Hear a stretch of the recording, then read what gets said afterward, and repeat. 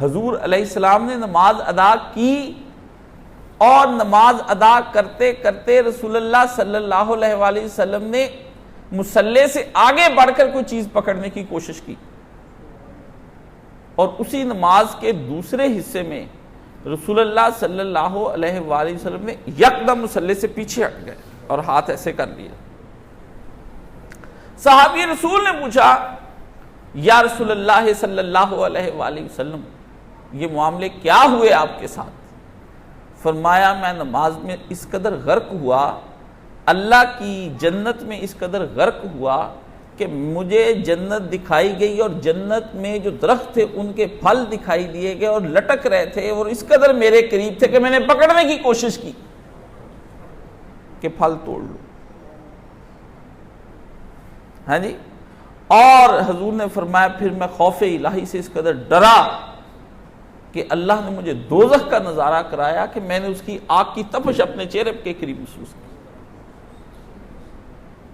تبتل، جس کے بارے میں پچھلی دفعہ میں نے آپ سے گفتگو کی تھی کہ تبدیل، کٹ جانا دنیا سے اور ایک اللہ کا ہو جانا، آدمی کو جنت کا بھی مشاہدہ کراتا ہے، دوزخ کا بھی مشاہدہ کراتا ہے، فرشتوں کا بھی مشاہدہ کراتا ہے،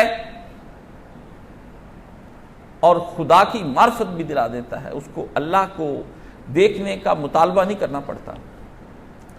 صدیق اکبر، جن سے بڑا کوئی کم ہی صحابی رسول ہیں جو نبی کے اس قدر قریب رہتے ہیں، اتنا قرب پانے والا صحابی، ایک دن بازار گئے تو وہاں پر ایک اور صحابی مل گئے۔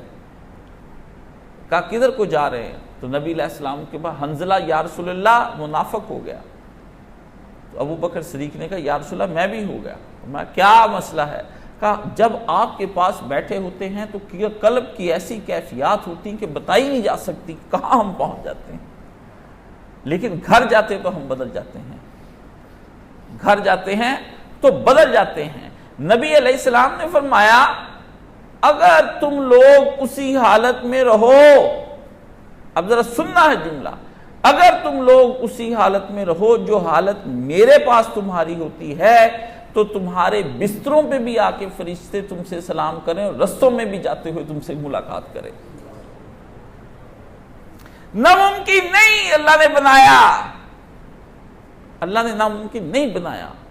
ایسی خوبصورت قرات کی صحابی رسول نے کہ آسمان سے پورے فرشتوں کا ایک غول کا غول، ایک گروہ کا گروہ زمین پر اتر آیا ان کی تلاوت سننے کے لیے، اور حضور نے فرمایا اگر تم تلاوت جاری رکھتا تو صبح مدینے کے لوگ اپنی آنکھوں سے پا لیتے کہ فرشتے مدینے میں پھر رہے ہیں۔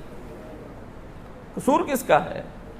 اس بادشاہ کا قصور ہے، ان بندوں کا قصور ہے کہ یہ جب اپنے آپ کو دنیا سے کاٹتے نہیں اس کی عبادت کرتے ہوئے، پھر یہ چیختے چلاتے ہیں، وسوسہ آتا ہے، ہاں نماز میں دل نہیں لگتا ہے، نماز بے روح ہو گئی ہے، نماز میں لطف نہیں آتا ہے، نماز میں حلاوت و مٹھاس نہیں رہی ہے، عبادت کی وہ چاشنی نصیب نہیں رہی ہے، سکون قلب نہیں آتا نماز پڑھنے کے بعد بھی، آئے کہاں سے؟